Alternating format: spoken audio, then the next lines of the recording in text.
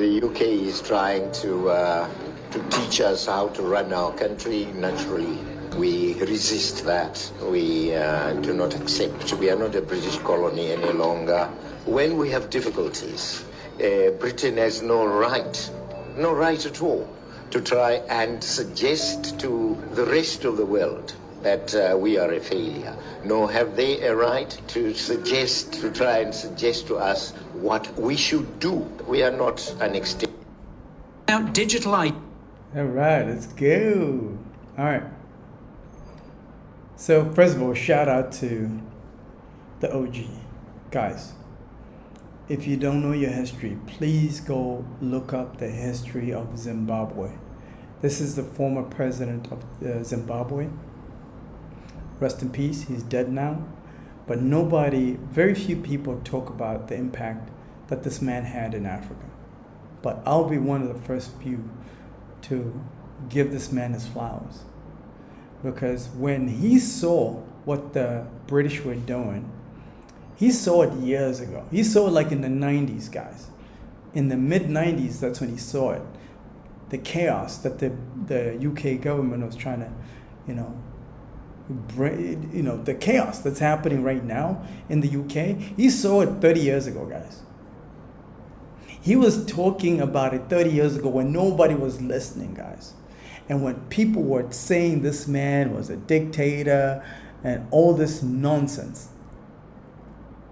The British people are now coming in droves to Zimbabwe. They're flocking to Zimbabwe right now. I saw them myself. There's so many British people that are moving to Zimbabwe.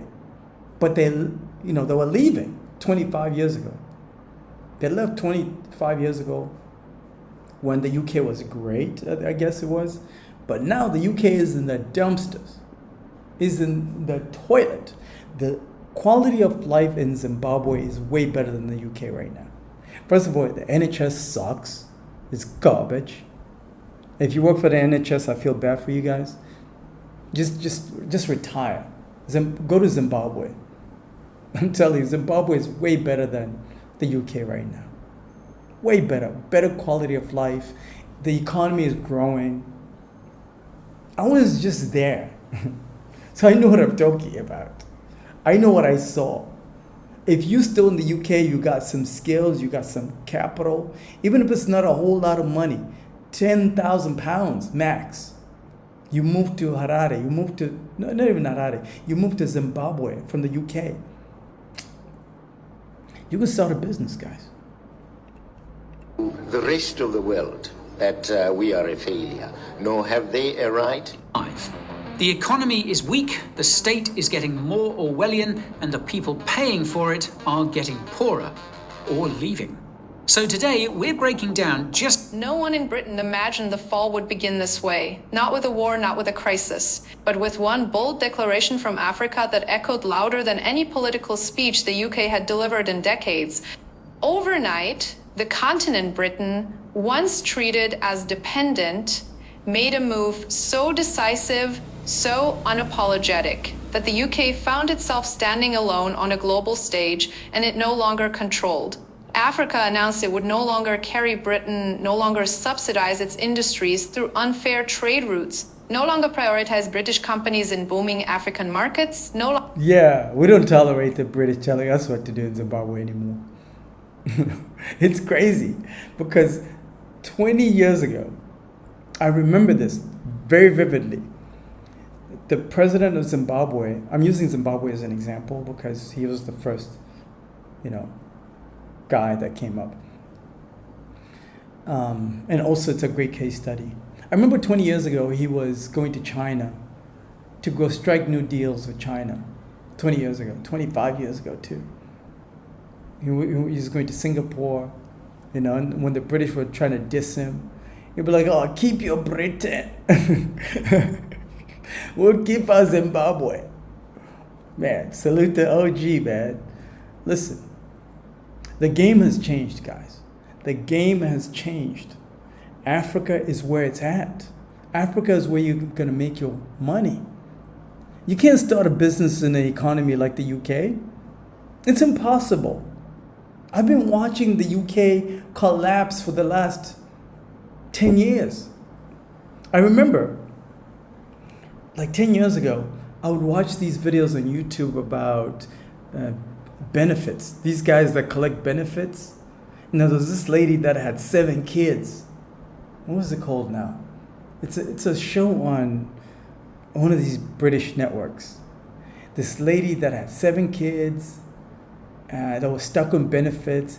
That's what she was doing. She was collecting benefits and having babies. And I remember I was so fascinated by those videos. Like, wow, the UK must be nice. All you gotta do is have a baby and have all these benefits. And she was bragging about how she's getting like £36,000 a year. Yeah? And then they published that story in the local newspaper over there. I think it was Birmingham.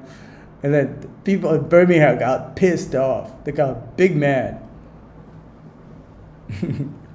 The same story is repeating in France, the United States.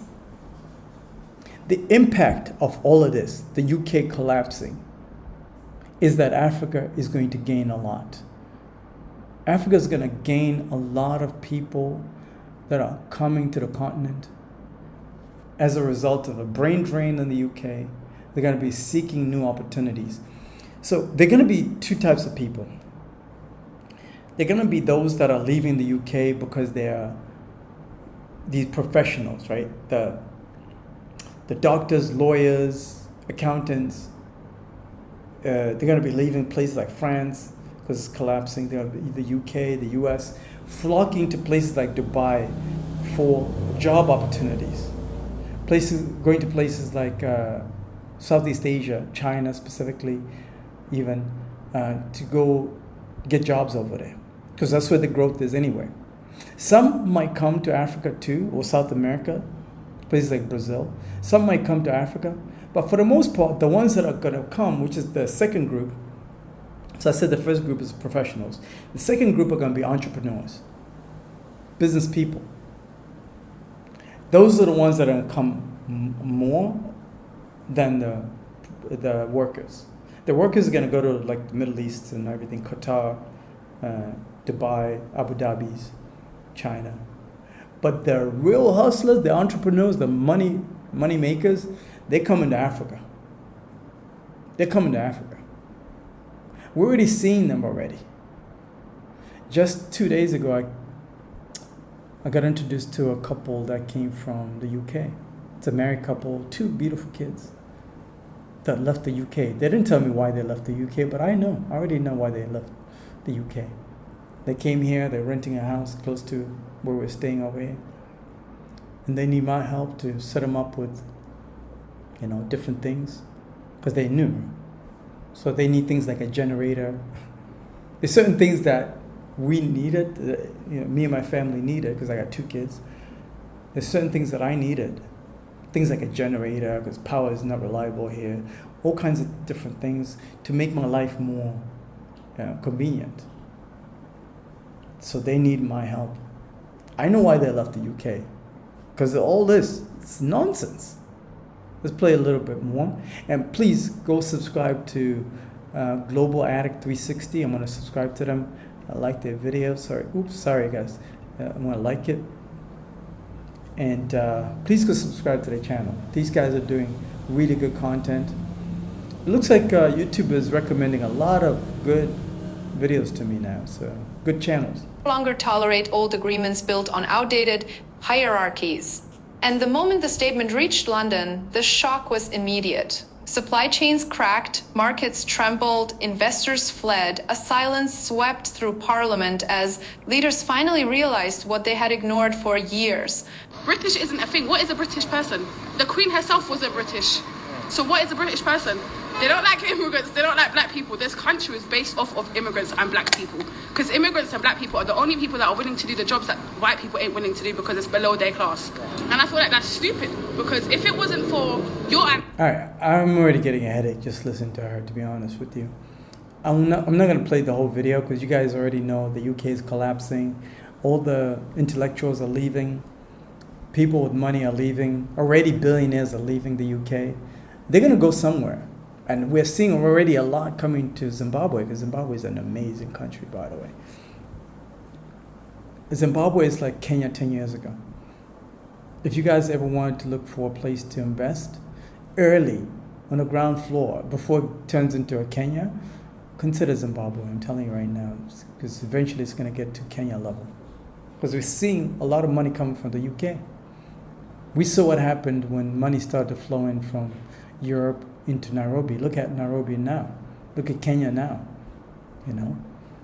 So be open-minded. If you're ready to be open-minded, if you're ready to start a business here in Africa, East Africa, Southern Africa, schedule time. I'll put a link in the description of this video. Let's talk about it.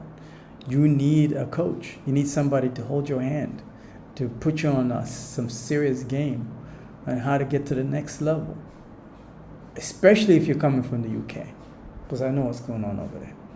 All right, schedule time. Talk to you soon.